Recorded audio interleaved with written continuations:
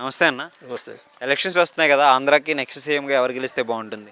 అదే మన జగన్మోహన్ రావు గారితో బాగుంటుంది. ఎందుకండి? అంటే మనకు అంతా మేలు చేస్తున్నాడండి. మేలు చేయడం వల్ల ప్రతి ఒళ్ళు కూడా అతనికి వేద్దని అందరికి ఉద్దేశం ఉంది. ఆడవాళ్ళకి మగవాళ్ళకి అందరికీ కూడా అతనికే వేద్దాం, గెలిపిస్తే మళ్ళీ రేపు పొద్దున్న నెక్స్ట్ మళ్ళీ వచ్చాలంటే ఇంకా కొన్ని పనులు కూడా బాగా చేసి పెడతారు. మనకు కూడా కొన్ని ఇల్లులు కూడా కాలనీలు కూడా ఇచ్చారు. అంటే ఇల్లు వచ్చాయండి మీ ఊర్లో? ఇచ్చారండి.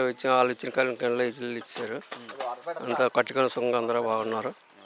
మరి 5 సంవత్సరాల్లో పథకాలని చెప్పేసి నవరత్నాలు ఇస్తున్నారు కదా, మీకు ఏ పథకాలండి? మాకు ఆడవాళ్ళకి 18,000 లెక్కన నెలకి ఇచ్చారండి సంవత్సరానికి. నెక్స్ట్ మా టైలరింగ్ చేసినందుకు సంవత్సరానికి ఒక 15,000 ఇచ్చారండి.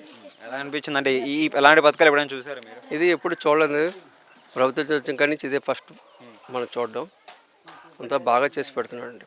మరి తెలుగుదేశం ఉన్నప్పుడు ఎలా ఉండేదండి? తెలుగుదేశం ఉండేదంటే వాళ్ళ పథకం వాళ్ళు ఇచ్చేవారంటే అప్పటికి మనకి ఇక్కడ ఇది ఏర్పాట్లు కట్టుకుంటే కదా. ఇప్పుడు అంతా మనకి ఏర్పాట్లు బాగా చేసి పెడుతున్నారు. అంటే అభివృద్ధి పరంగా ఎలా ఉంది? అసలు ప్రతిపక్షాలు అభివృద్ధి లేదు అని చెప్పేసి అంటున్నారు కదా, ఎలా ఉంది అభివృద్ధి? అదే ఎవరో అంటూ ఉంటారండి. ఎవరికి మనకి కావాల్సిన ఏ మనిషి మనకి ఏ వ్యక్తి మనకి పని చేసి పెడుతున్నాడో ఆ వ్యక్తికి మనం చూడాలండి. రోడ్లు అవి ఎలా ఉన్నాయండి మీ సైడ్? రోడ్లు బాగున్నాయండి, పర్లేదు. ఇబ్బంది లేదు, గోతులు లేవు. మామూలుగా కూడా వేస్తున్నారు.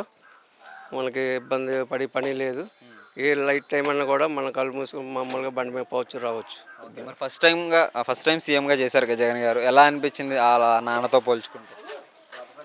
నాన్నగారు పోల్చుకుంటే ఇప్పుడు వాళ్ళు అంతా పెద్ద పెద్ద వాళ్ళండి, వాళ్ళకి ఎక్కువ ఐడియా ఉండేది.